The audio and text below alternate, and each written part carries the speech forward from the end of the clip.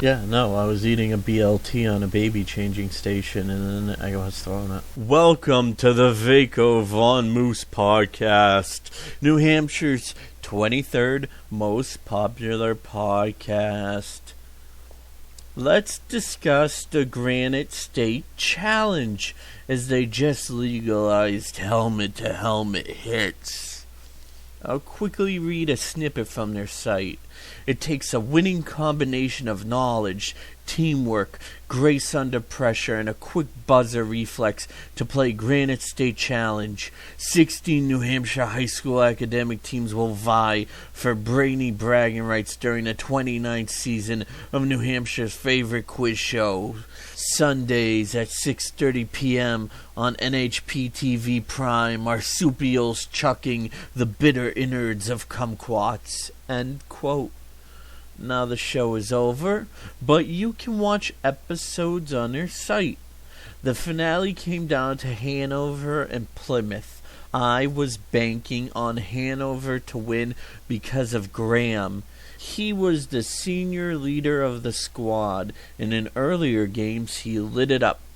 You can donate on their site. I suggest you do. It's probably a heavily neglected area compared to sports. I think it's great to donate towards illnesses as well, but it's heavily donated to already and regulated. I find it amusing how much money is burned within our country with the gun craze and with our military and government overseas. I'm not here to preach conservative or liberal views. I'm just saying in a grand scheme of things, the fact that NASA is bankrupt and looked upon as a joke is a joke in itself. Can't we let go of the hatred and take the next step in humanity sometime soon? No? Okay, fuck it then. Fuck you too! So, the Dateline news crew shows up and escorts the host off because he had some sketchy ways. He was telling every high school that they win and lose as a team, so they best shower as a team and set up an inflatable pool by his podium.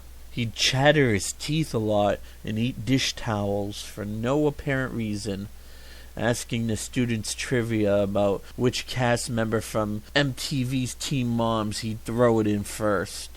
Turns out it was Tyler. Okay, I'll stop. I actually really like this show and the host, although he does look a bit mechanical. The way he turns over the trivia cards is so robotic, like those old fortune tellers. I like Cash Cab and, of course, Jeopardy! I like when it's the student tournaments there as well because the questions are easier and I can get one or two and look over at whoever I'm with like I'm a genius. I told you it was Mike and Molly. I knew it was Mike and Molly before you even finished the question. Did you see that? Jordan from Plymouth really came alive at the final round. They asked how he was able to think up so many correct answers at the end, and he turned his phone to the judges and said Wikipedia is the shit. The coaches started Singapore stick fighting for honor. The speed round's easy words category was bullshit. First they had a question about an oven cleaner, Easy Off, which is product placement. But they actually had a question saying he is often considered the godfather of gangster rap, or something along those lines. And of course, it's Eazy-E, but he spelled his name with a Z, so it shouldn't have been in the category. Unless it was about AIDS.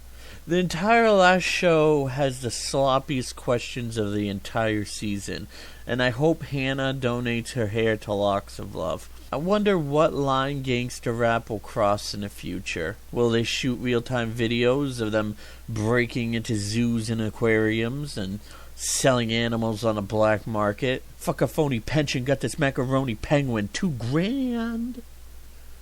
I would probably pick one up at that price. Does anyone ever worry about their cholesterol level? Board games involving trivia are fun as well.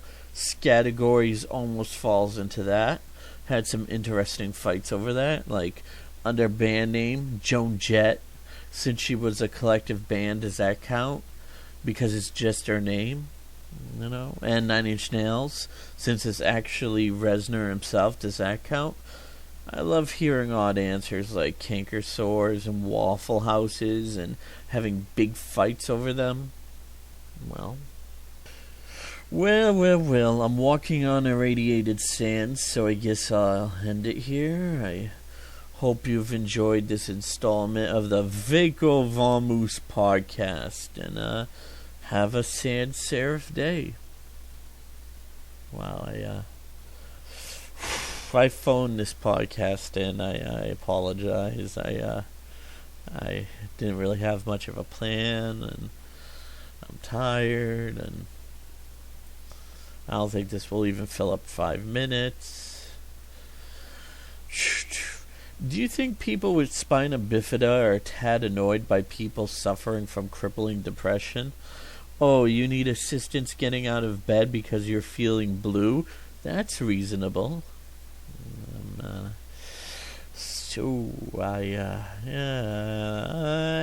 that's all I got.